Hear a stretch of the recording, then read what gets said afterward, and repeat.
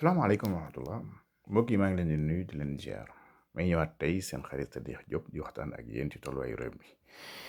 ñi mastawu ñu demoon ci màggal ga di leen ziar te ñaan yàlla nangu ñaan yeen fa ñaan yëpp ci barke yonent bi sallallahu alayhi wa sallam ci barke Cheikh Khadim tey nag ñu jéem a waxtaan ci diggante Macky Sall président Macky Sall ak premier ministre Amadou Ba defoon nañ ci benn audio wax ne entre Macky Sall ak Amadou Ba jeu de double la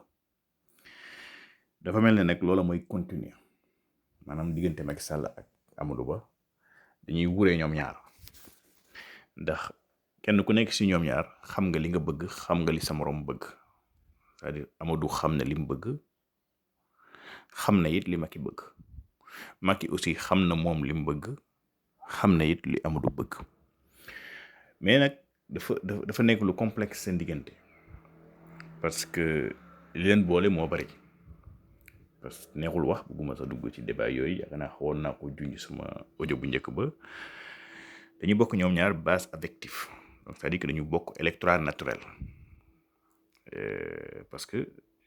tey ji Amadou dëgg la parcelle lañ ko xamee mais su doon dem élection présidentielle ku ne xam na ni Fuuta la ëpp yaakaar pour def fa son plein de voix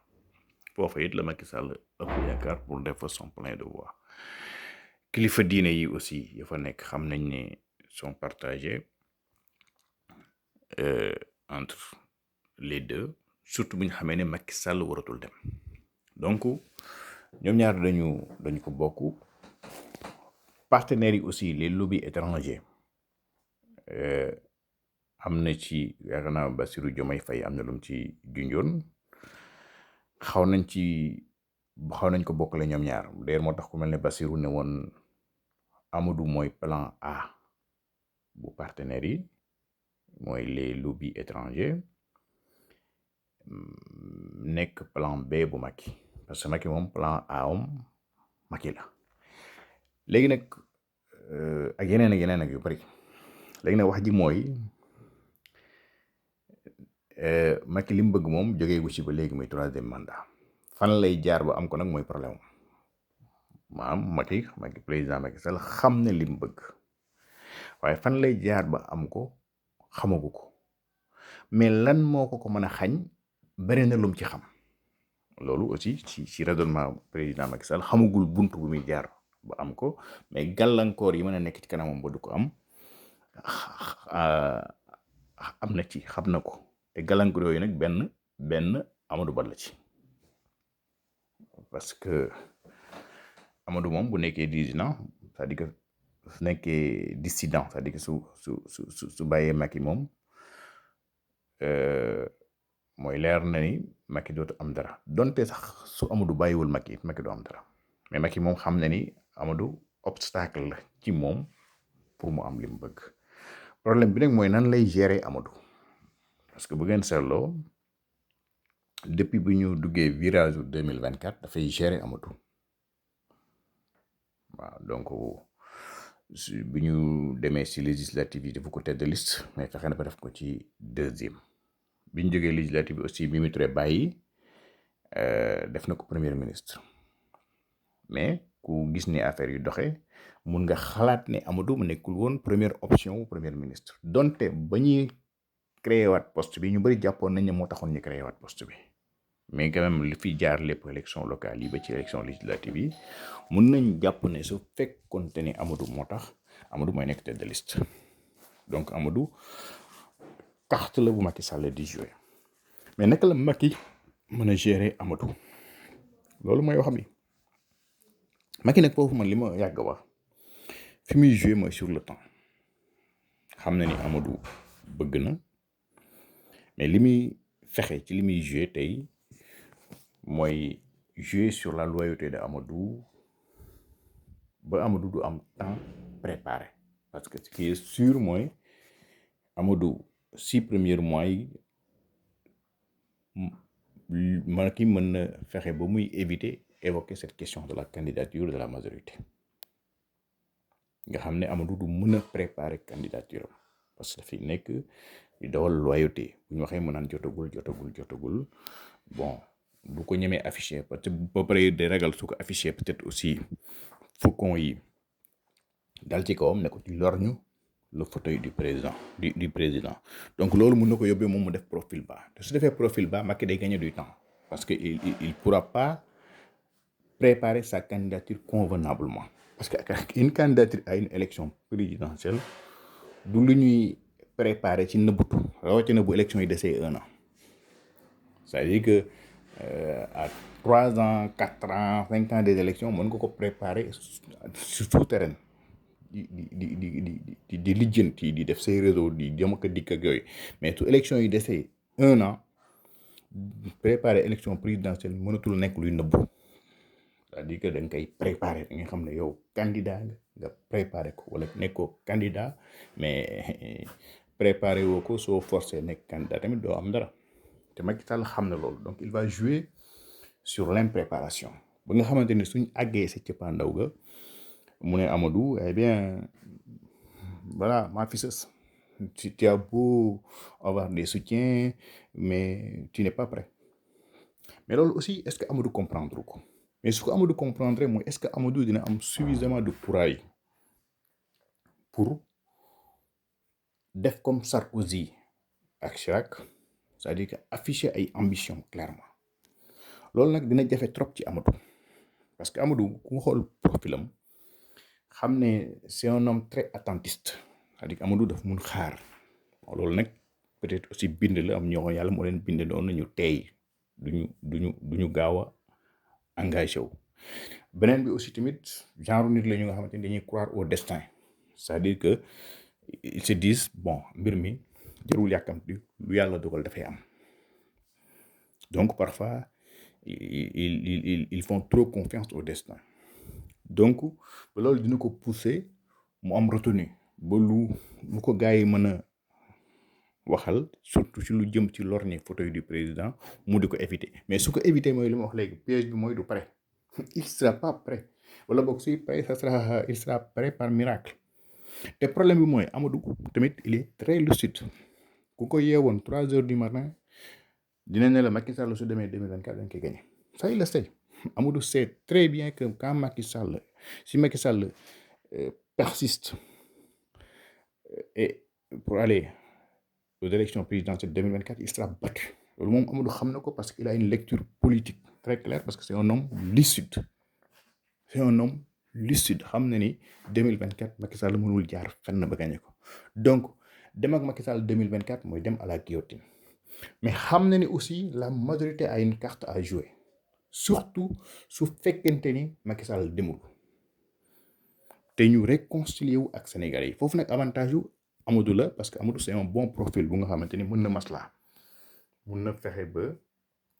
éviter ay xarma yàlla digganteem ak nit ñi moom fexe na ba au moins classe politique bi amu ci kenn xarma yàlla parce que c'est un homme conciliant il n'est pas trop clivant te nit la aussi ku rationnel c'est-à-dire que Amadou est très rationnel même bu ngeen seetloo ni mu gérer syndicat des impôts et domaines le temps bi Ousmane Sonko di soog a créer foofu syndicat bi relation yi mu amoon ak syndicat bi moo lay wane c'est un homme rationnel c'est-à-dire que c'est un homme bu nga xamante ni il cherche pas les conflits inutiles donc lu mu mën a fexe ba trouver solution daf koy def pour am solution mais loolu dafa doyul ci contexte bi ñu nekk parce que contexte bi ñu nekk contexte la bu nga xamante ni il ne s'agit pas de convaincre les élites mais il s'agit de convaincre les masses c'est-à-dire que tey gouvernement bi le masse sénégalais c'est-à-dire la majorité des sénégalais jàpp ne Macky Sall ak li fi xew en 2012 waxu 3e mandat waru ko wax yenn méthode yi aussi yi mu doon gouverner di sonal nit ñi di jàpp yooyu tamit nit ñi dañ ci d'accord parce que sénégalais yi mënuñu tolérer loolu donc aujourd'hui pour nga renverser cette tendance là benn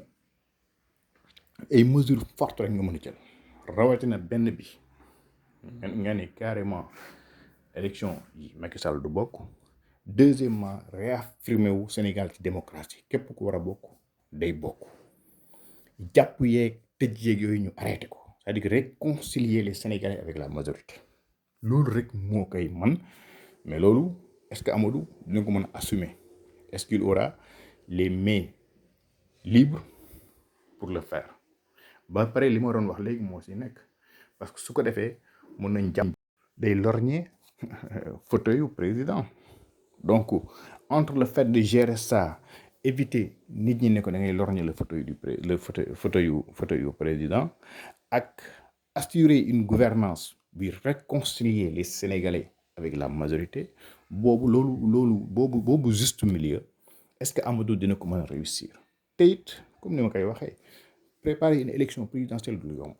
ba pare boo nekkee ci réew yu mel ne réewu Sénégal nga nekk ci majorité bi tey suba bu la Macky Sall dàqoon eh bien nit ñi surtout les hommes d'appareil parce que pouvoir bi fi ñu toll nii li ko resté mooy les hommes d'appareil donc les hommes d'appareil yooyu nag ils restent avec l'appareil d'État donc tey soo defoon ci gouvernement bi 6 mois Macky Sall dàq la sooy dem doo yóbbaale bu moytul lu bëri peut-être li nga mun mooy nga victimiser wu maas yi ñëw ànd ak yow mais les appareils surtout ñi nga xamante ni mooy appareil d'État bi liñ ci mën a yóbbaale mën na bañ a bëri donc tey Amadou nan la mun a def ba travailler sa candidature auprès des masses parce que lu ci waaye man di wax ce sont les masses qui élisent masses yi ñooy fal appareil yi faluñu appareil yi nag baax na parce que ñoo lay yóbbu ñoo lay gunge soo sans appareil peut-être doo mun dem mais nag les appareils c'est-à-dire que c'est une condition nécessaire mais pas suffisante donc pour nga am faut avoir les deux conditions la condition nécessaire nga am appareil mais suffisante nga am les masses donc est-ce que loolu Amadou dina ko fi mën a liggéey je ne sais pas ça dépendra ci comportement bi muy am ça dépendra ci image aussi bi mu bëgg a jox Sénégalais yi ci ban nit la te it Amadou dafa am beneen faiblesse mooy aussi dans ci Sénégalais yu bëri aussi li mu yor ci xaalis bëri na jaaduwul dafa sàcc donc il a aussi un profil à retravailler quand même pour am benn perception bu Sénégalais yi yenn Sénégalais yi am si moom aussi mu mën ko gérer donc ça sera très compliqué pour lui c'est très compliqué pour Macky parce que pour Macky Sall c'est mort parce que Macky mënul jaar fenn ba jàll 2024 maintenant le problème mooy est-ce qu'il aura suffisamment de générosité pour accompagner un gars de la majorité pour kooku mën a relever le défi wala déet c'est ça la question mais quel que soit Alpha Macky sauf miracle moom mënul jàll moom mënul jàll waaw Amadou nag mën na am sens bu réussir travailler profilam c'est-à-dire que image wu dafa sàcc bi xaalis bi mu yor léwul loolu nag lu jafe la waaw parce que c'est une question de perception ensuite mu fexe ba perception négative bi Sénégalais yi am ci régime Macky Sall muy régime bu soxor régime bu méchant régime buy tëj moom en tout cas sa gouvernance Sénégalais yi bañ ko boole ci loolu bañ a bokk ci régime bu perception régime bu soxor beneen bi aussi mooy ñu ko Macky Sall waxee sur les réalisations le volet social et tout ça loolu moom c'est important l'emploi et loolu il y a énormément de travail à faire et il y a aussi des possibilités yooyu su ko réussir son implantation auprès des masses mun na am dara mais am dara bi aussi li leen Sonko devancé dafa bëri donc tey moom quel que soit Alpha ñoom Sonko moo leen devancé mais mën nañ nekk deuxième te bu ñu nekkee deuxième bu ñu demee au deuxième tour am na lu ñuy liggéey peut-être bu dul deuxième tour bu dee deuxième tour Macky Sonko moom c'est clair c'est mort mais bu dul Macky deuxième tour Macky Sonko eh bien mun na am ñoom ñu am dara mais nag il faut ñu am courage xool tey jii seen ay points faibles yi nga xamante ni te leen opposition di attaquer mais points faibles yooyu mais sëñ bi ñu relever ko ñi jàpp ni te jàppe wuñu leen dara ay ñoom Cheikh Omar Diagne ay Karim Xrum Xax mais ñu libérer leen il faut que sur les questions de démocratie quand même que le gouvernement relève le défi ñu bàyyi affaire tàng xol yi affaire napp parce que ça ne sert à rien nga jàpp jël ab Sénégalais tëj ko ci kaso ba ça ne sert absolument à rien lu dul yàq dara gouvernement donc il faut que ñu relever le défi sur les questions de démocratie et de gouvernance relever le défi sur les libertés publiques relever le défi aussi pour civiliser débat bi ba nga xamante ni aussi am na fu nga xamante ni opposition dootu leen fa mën a jàmm mais loolu nag du lu yomb ci pouvoir parce que pouvoir li ngay gis mooy doole la jaay doole dafa am ay limites voilà dafa am ay limites tey jii jaay doole bi pouvoir bi atteindre na ci ses limites atteindre na ci ses limites pouvoir bi lépp lu mu def ci jaay doole ça se retourne contre lui amul sax ma dem te ñëw ça se retourne contre lui donc loolu laa bëggoon wax tey ci Amadou ak Macky donc le jeu de dupe continue Amadou dafa bëgg nekk président loolu moom Amadou xam na ko Macky xam na ko Amadou xam na ni Macky dafa bëgg a nekk candidat 2024 te loolu Macky xam na ko Macky xam na ni Amadou xam na ni daa bëgg a nekk candidat 2024 te ñoom ñaar donc dañuy wure question wu président de la république nag dafa am aussi une part du destin nag parce que lu la ci waay mën di wax mbiru suñ borom la ki la kul aleen ki yàlla tudd ne moo koy nekk kooku rek moo ko mun nekk parce que ay calcul yu bëri ay plan yu bëri ay yooyu aussi tamit bu doon yooyu rek a taxa di falu bon kon ñii falu dinañ bëri quoi waaw donc c'est très compliqué Sénégal ñi ngi vivre situation bu difficile bu compliqué mais situation bi yëpp nag ki ko mënoon a yombal mënoon na gën a am marge de manœuvre mooy Macky Sall mu ne bàyyi na nekkatul candidat am générosité boobu mais loolu yaakaaruma Macky Sall am ko il va essayer de placer devant le fait accompli ses amis et il va essayer aussi de surprendre ses adversaires loolu mooy stylam te malheureusement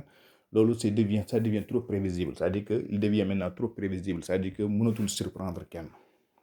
ses propres amis aussi mënatu leen placer devant les faits accomplis parce que xam nañ ko pratiquer nañ ko donc li ko dese mooy mu gëm yàlla waaw Amadou aussi mbir mi du yomb ci moom donte aussi Amadou comme ni ma ko waxee sànq fexe na ba xaritoog waxkat yépp fexe na ba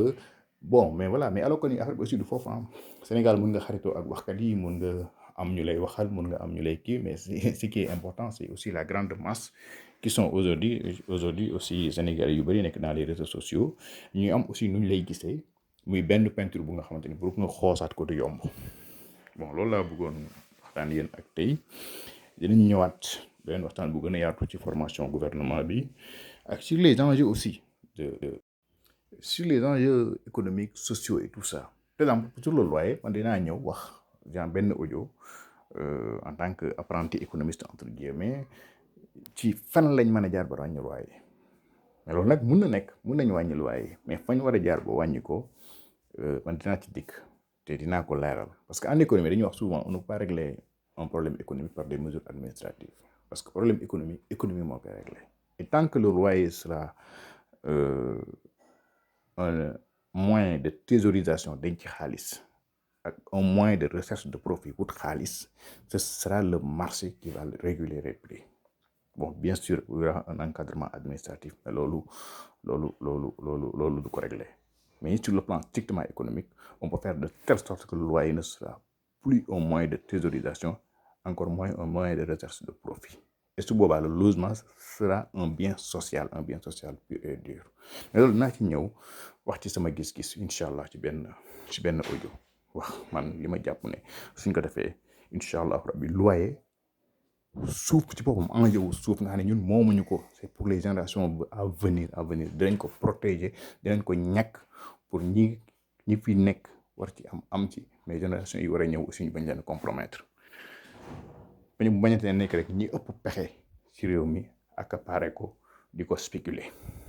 bon mais loolu beneen débat la dinaa ci ñëw wax ci sama xalaat incha allahu rabbi maa ngi leen sant di leen gërëm di leen jox dox deejee beneen jamono jërë ngeen jëf